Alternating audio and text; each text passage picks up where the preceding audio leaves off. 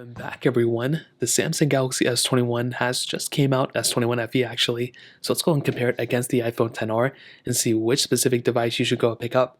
Now, there's actually kind of some interesting things between them. The iPhone XR is much cheaper than the S21 FE nowadays. The S21 FE was over $600, I think almost $700. The iPhone XR was $499 last year, but has now gone down even more in the used market. So you can probably pick something like this up for less than $300. So links will be down in the description if you want to pick up either one of these things. Get them from there, help support the channel at the same time. Now, side by side, you can see a little bit of a difference between them. The XR is definitely a smaller phone. The XR has that 6.1-inch IPS panel on the front of it, and it's overall a pretty good looking panel. As I mentioned before, the viewing angles are pretty good, and for an IPS panel that's like 750p or something, it's actually not bad, and I'm overall a pretty good fan of this specific display.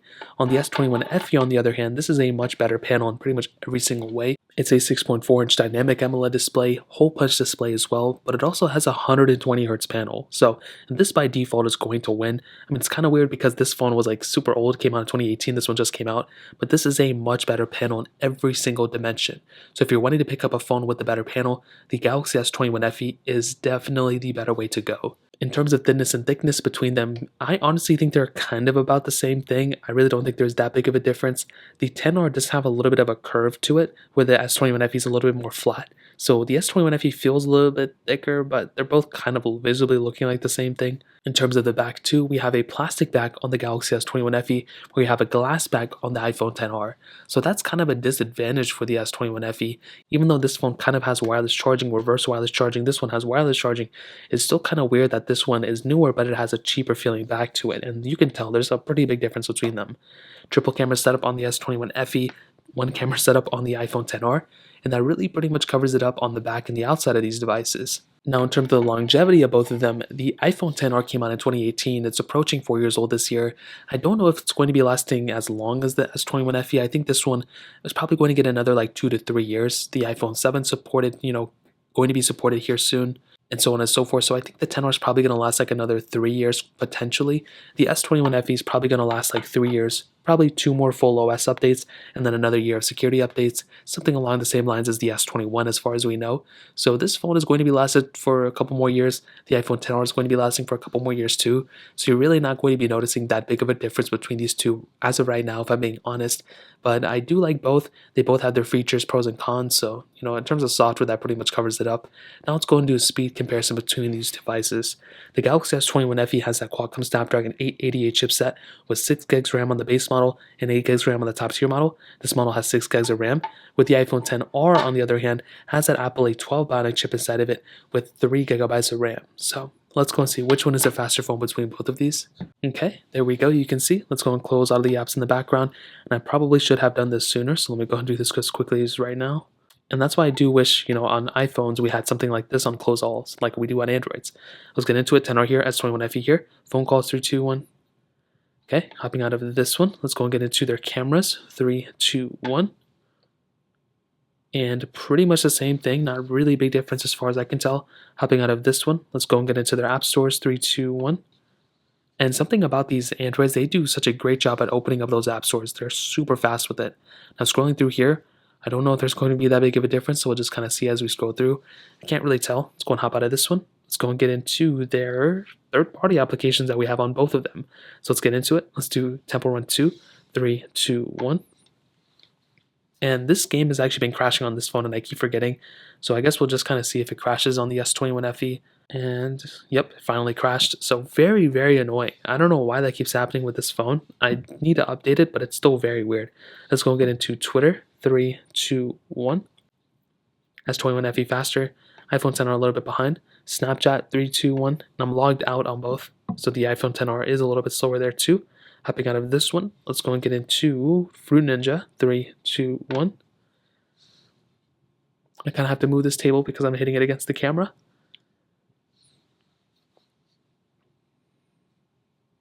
And the S21 FE was faster there. The iPhone XR a little bit behind, but again, nothing crazy. It's expected as of this point. Hopping out of this one, let's go and get into Quizlet. 3, 2, 1. And I'm expecting the S21 FE to be faster. I don't know why this one opened so fast there. I closed out of all the applications on this one, but this one was like interestingly fast.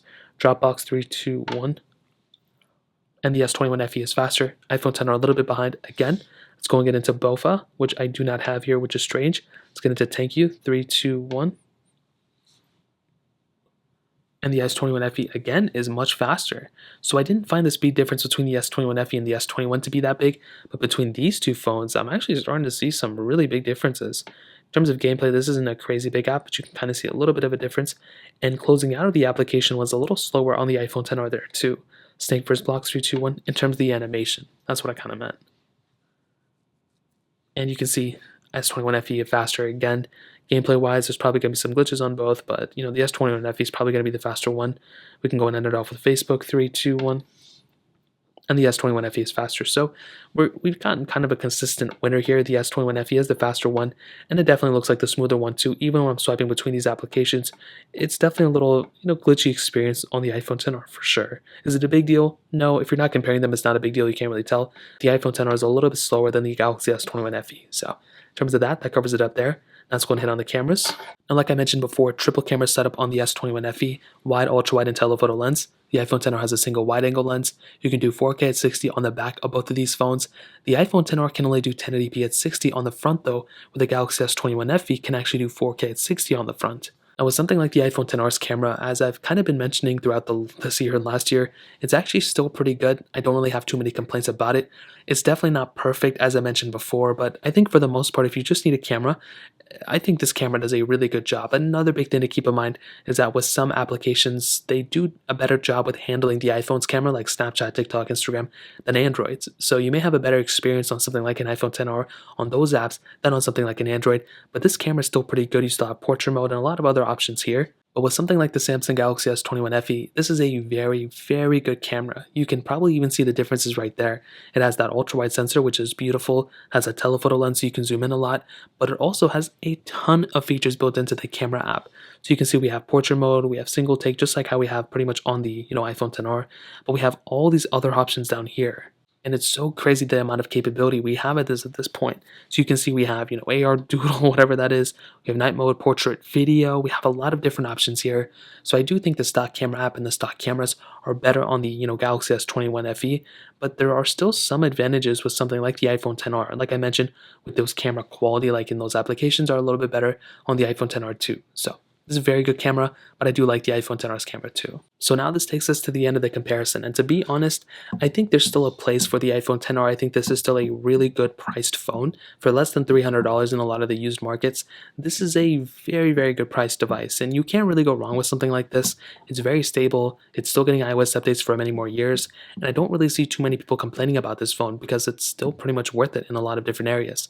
Really the only areas that this iPhone is kind of like subpar compared to the S21 FE, things like battery life, the performance, and potentially the cameras, but other than that, and the display, other than that, still a very good panel for sure, and very good, phone without a doubt. The S21 FE though is definitely the better one though. I mean, this one has pretty much everything. It's almost like a flagship. It is much more expensive than the iPhone XR though, so you have to keep that in mind. You are getting a better phone in most areas, but this is still a cheaper phone. So for the price tag, I think this is better value per dollar. But this is probably the better phone, way better display, whole bunch display at that. I think the better build quality on the sides, but the plastic back here I'm not a fan of. Reverse wireless charging, better camera setup, better battery life, like this one, and better performance. I mean, this thing is like a really good phone, but the choice is yours. If you guys have any other questions or anything like that, let me know in the comment section below. Hit the like button, that would mean so much, but definitely hit that subscribe button. More importantly than everything else, I love every single one of you guys. Hopefully I'll catch you guys in the next video. Peace out till then.